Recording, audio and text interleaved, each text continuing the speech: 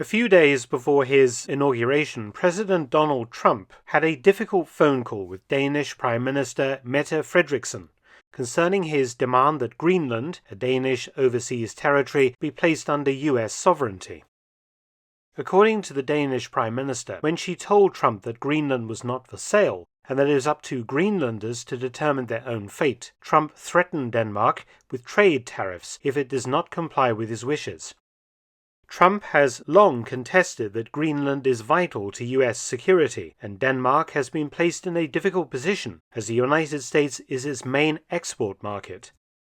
So what is the fascination with Greenland? The United States has tried many times over 2 centuries to purchase or annex Greenland, and Trump's latest attempt has a long and difficult history behind it. Greenland has been a Danish territory since Denmark was part of Norway, initially colonizing the barren island in 1262 and re-establishing colonization in 1721. It has been part of Denmark since 1814 and achieved Home Rule in 1979 and self-rule as an autonomous part of Denmark in 2009. Over 89% of the inhabitants are Inuit. Denmark used to also have another colony in the Americas, the Danish West Indies, that it first acquired in 1672, but since 1917 has been American, now called the United States Virgin Islands. During World War I, the US demanded control over these islands due to their proximity to the vital Panama Canal and the fear that the Germans might seize them and use them as U-boat bases. Denmark organized a referendum in Denmark itself concerning the island's fate, which were expensive to maintain, and in January 1917 concluded a treaty with the US, selling the Danish West Indies to the US for $25 million, or at today's prices $595 million in gold bullion. Concurrent with this deal, the US also tried to purchase Greenland. In fact, the US tried to purchase Greenland before, in 1867 and 1910. In 1867, fresh from purchasing Alaska from Russia, US Secretary of State William H. Seward proposed purchasing Greenland, and possibly Canada as well, for both defense reasons but also for US expansionist reasons. Greenland is, after all, full of mineral wealth, including coal, and also has large fisheries. The problem was twofold. Canada was a bit of a fly in the ointment to the United States, Canada of course being a British dominion. The British were very keen that the United States should not expand into Canada, and the United States was keen to expand into Canada. So the potential for trouble or even for armed conflict between the two nations was always there during the 19th century.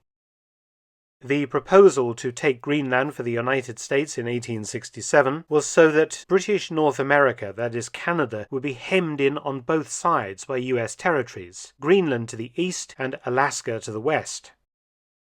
However, of course, Britain was determined that this would not happen, and diplomatically made moves to ensure that it didn't. You have to remember that at this time Great Britain was an enormous and powerful superpower, and was taken far more seriously by US politicians. In 1910, behind-the-scenes talks between Washington, D.C. and Copenhagen involved swapping islands in the Philippines and the West Indies between the United States and Denmark to obtain Greenland for the US.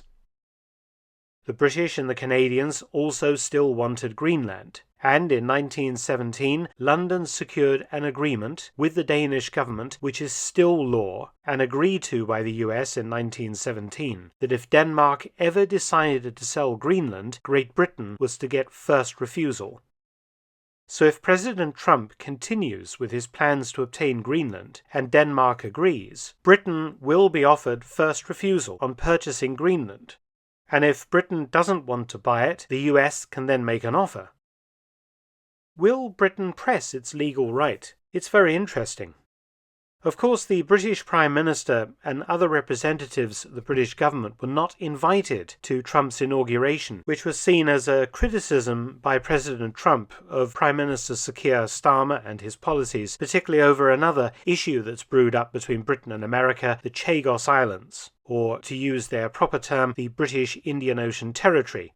British territories in the Indian Ocean, where Britain has leased, since World War II, a base to the United States Air Force on the island of Diego Garcia.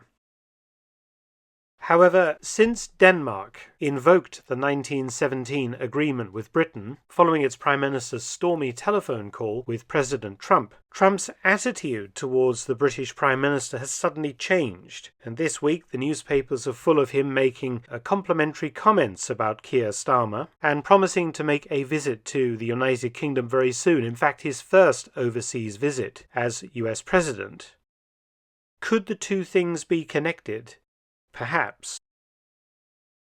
During World War II, Greenland became a de facto US overseas territory as air bases sprang up on the giant island, providing way stations for the ferrying of aircraft from the United States to Great Britain to take part in the bomber offensive against Germany.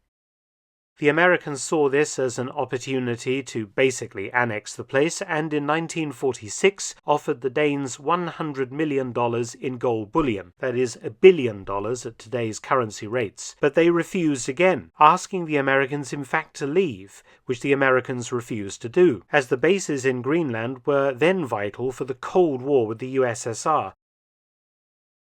In the 1970s, Vice President Nelson Rockefeller proposed buying Greenland for the mining opportunities, but nothing came of this plan either. So the idea of purchasing Greenland is not at all new. But the question is, will Denmark resist this latest attempt to add Greenland to the United States, as it successfully did in 1946, 1917, 1910, and 1867? And if Denmark does decide to sell and Britain gets first refusal, perhaps Britain should purchase Greenland itself. The British could then rent bases to the Americans, which is something we're very used to doing when you consider the Chagos Islands deal. I'm sure the vast mineral wealth of Greenland would be of a huge benefit to the stagnant British economy. We certainly live in interesting times. What do you think? Many thanks for watching. Please subscribe and share, and also visit my audiobook channel, War Stories with Mark Felton. You can also help to support both of my channels at PayPal and Patreon. Details in the description box below.